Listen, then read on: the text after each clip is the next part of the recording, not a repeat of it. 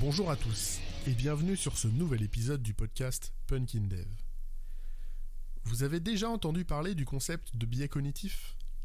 Ça devient un peu tendance depuis quelques années, j'ai l'impression, donc je vais avoir tendance à croire que oui. Mais quand même, je vais essayer de redéfinir ça pour le cadre qui va nous intéresser plus particulièrement aujourd'hui. D'une manière générale, notre cerveau est un organe biologique qui a évolué avec le temps pour faire face à certaines contraintes fortes. Une de ses principales contraintes est sa capacité à produire une réaction rapide, voire très très rapide, face à certains stimuli.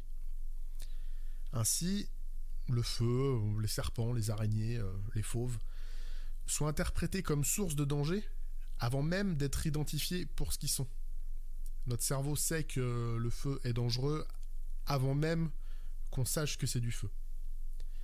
Si vous êtes curieux de savoir comment on a pu arriver à ce type de conclusion, vous pouvez chercher des expériences de présentation infraliminaire, qu'on appelle souvent images subliminales. Ces images qu'on n'a pas le temps de percevoir consciemment, on va dire, mais que notre cerveau perçoit quand même, et il est marqué par ces images-là. On peut aussi trouver des expériences de neuropsychologie qui ont été faites avec des patients qui sont atteints de ce qu'on appelle une cécité corticale, ou blind sight en anglais. En fait, ces patients sont considérés comme aveugles, ils ne voient pas, mais ils perçoivent quand même des choses, visuellement parlant. On va leur présenter des images, par exemple d'un incendie, et même s'ils seront incapables d'exprimer qu'il y a un incendie, puisqu'ils ne le voient pas, ils pourront quand même ressentir une espèce de pression due au danger, à la chaleur. Ce que je veux dire par ces éléments-là, c'est que notre cerveau a appris à traiter plein de choses de manière très très rapide pour pouvoir survivre efficacement dans un environnement qui à l'origine était plutôt hostile. Aujourd'hui, notre mode de vie occidental standard n'a plus vraiment à se soucier de ce type d'hostilité.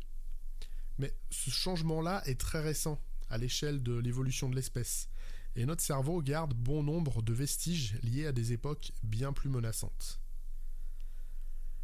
Ainsi, on effectue bon nombre de traitements de manière totalement systématique et automatique sans même en prendre conscience.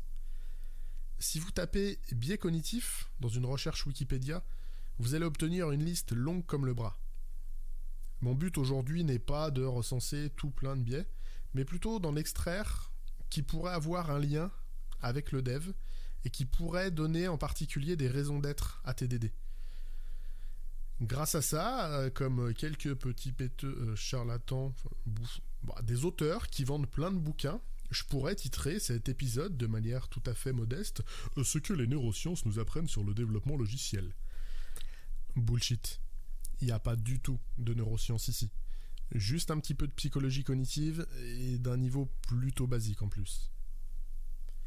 On va rentrer dans le vif du sujet avec l'effet Dunning-Kruger. En voilà un qui commence à être plutôt connu, mais du coup à être ressorti un peu à toutes les sauces. Reprenons doucement. Ce biais s'exprime par l'incapacité que va montrer toute personne novice dans un domaine à évaluer correctement la difficulté et la complexité réellement inhérentes à ce domaine. Ainsi, les personnes victimes de cet effet auront une forte tendance à surestimer leur connaissance du sujet et à faire preuve d'une confiance en eux souvent excessive par rapport à leur capacité réelle sur ce sujet. Quel rapport avec le dev d'une part et avec TDD d'autre part ? Alors, je pourrais facilement évoquer les jugements précoces genre TDD s'applique pas sur mon projet, ou alors j'ai fait un kata, go pour utiliser TDD sur mon vieux legacy de 15 ans d'âge. Ces erreurs de jugement sont clairement imputables à l'effet de Dunning-Kruger. Mais ça ne dit rien sur la pratique même de TDD. Pourquoi et comment TDD pourrait nous aider à échapper à cet effet ? Une des clés de TDD, c'est d'écrire un test permettant de valider un résultat et ensuite d'écrire le code. Ainsi, la conception va émerger des besoins réels exprimés au travers des tests. Cette démarche même va à l'encontre de ce qu'on nous apprend souvent à l'école. Fais ta conception d'abord, puis code ensuite. Sauf que si on fait d'abord la conception, on a de très grandes chances, selon une étude au doigt mouillé de moi-même d'environ 1 sur 1, Une très grande chance donc de se retrouver victime du Dunning-Kruger, car tant qu'on n'a pas écrit de test et commencé à produire du code, et du coup affiner notre vision de la tâche, on aura une vision biaisée du problème métier et des réalités d'implémentation. On s'estimera globalement à tort, capable de mener tout ça plutôt simplement. Vous avez noté, j'ai dit estimera. J'ai employé le terme estimation. Est-ce que j'ai parlé d'estimation et de notre incapacité à en fournir des fiables ? Dunning-Kruger.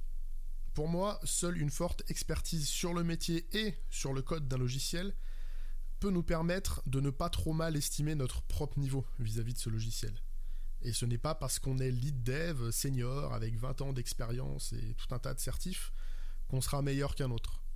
Pour moi, un vrai lead, il saura regarder une codebase avec humilité et admettra d'abord en avoir beaucoup à apprendre avant d'asséner des précaux à toute l'équipe qui est déjà en place depuis des mois. Toute ressemblance avec des consultants spécialisés en audit est totalement faite exprès. Pour le biais suivant, je vais vous présenter une petite expérience à refaire chez vous, avec des gens qui ne la connaissent pas du coup.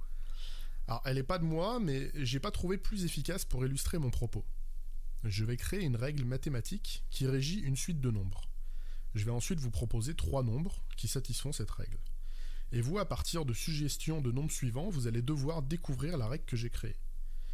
Comme on n'est pas télépathe au moment où j'enregistre, je vais jouer à proposer des nombres à partir de ce que j'ai déjà entendu dans cette situation. Donc j'ai ma règle en tête, voici mes 3 nombres. 2, 4, 6. Les propositions que je reçois généralement sont 8, 10, 12. Quand j'ai donné 2, 4, 6, la règle des entiers pairs a été la première à venir à l'esprit. Donc les propositions qui sont venues derrière n'ont eu pour but que de confirmer que cette règle fonctionne. Et c'est vrai, ça fonctionne. Ça va bien avec la règle que moi j'avais. Sauf que c'était pas cette règle-là que j'avais créée. Je n'avais pas créé la règle des entiers pairs. Moi, je m'étais juste dit que chaque nombre devait être plus grand que le précédent. Donc 8, ça marchait. 64 aussi. 375 645 aussi fonctionnait. Le fait d'avoir une première intuition et de chercher systématiquement à la valider, c'est ce qu'on appelle le biais de confirmation. La meilleure solution pour prouver que l'idée des nombres pairs était la bonne, ça aurait été de produire des propositions qui l'invalident, comme 7 ou 11. Et en voyant que ces nombres fonctionnaient quand même, eh bien, la règle des entiers pairs, elle allait s'effondrer tout de suite, et il allait falloir trouver autre chose. Le rapport avec TDD maintenant, eh bien, dans TDD, on écrit les tests en premier, et on s'assure qu'ils commencent par échouer. Un test qui n'échoue pas manque de valeur car on ne peut jamais vraiment être certain qu'il va valider ce qu'il prétend tester. J'ai eu ce souci il n'y a pas si longtemps sur une appli dans laquelle les devs avaient écrit des tests après le développement. Quand j'ai repris le code, j'ai pensé pouvoir m'appuyer dessus. Et du coup, sur une évolution métier, je me suis dit qu'un des tests risquait de cracher après une des modifs que j'avais faites. Et sauf qu'il n'a pas craché. Et c'est ainsi que je me suis rendu compte que une collection entière de tests ne testait en fait quasiment rien. Je sais même pas ce que ça testait. Ils étaient au vert et on était content. Les devs qui les avaient produits ont juste dû se dire ah, mon truc marche, le test est au vert, bon bah c'est ok, ça va, je passe à la suite. Le fait de passer par l'étape d'échec des tests empêche par essence même le biais de confirmation de s'épanouir, de s'exprimer. Et un effet de bord assez sympathique de cette démarche, c'est qu'avec un peu d'habitude, et même pour des sujets hors dev, hors tech, vous irez plus facilement chercher la contradiction que la confirmation. Et je pense que c'est une excellente habitude en termes d'hygiène mentale. Voilà un épisode que je souhaitais faire depuis assez longtemps.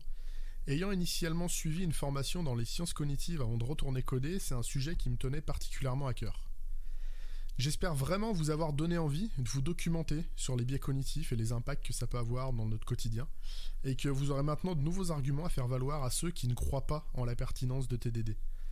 Je vous souhaite une bonne semaine, je vous dis à mardi prochain pour un nouvel épisode. D'ici là, faites attention à la manière dont vous vous injectez des informations dans la tête, et surtout, geekez bien, codez bien.